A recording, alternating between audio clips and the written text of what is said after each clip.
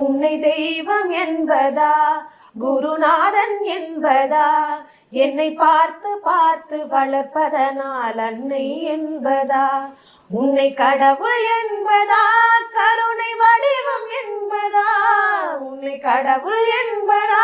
கருணை வடிவம் என்பதா,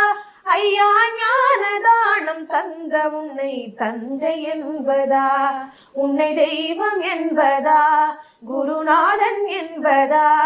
என்னை பார்த்து பார்த்து வளர்ப்பதனால் அன்னை என்பதா. சேரும் செல்வம் எல்லாம் உன் அருளன்றோ, பாடும் பாடல் எல்லாம் உன் தயவன்றோ, சேரும் செல்வம் எல்லாம் உன் அருளன்றோ,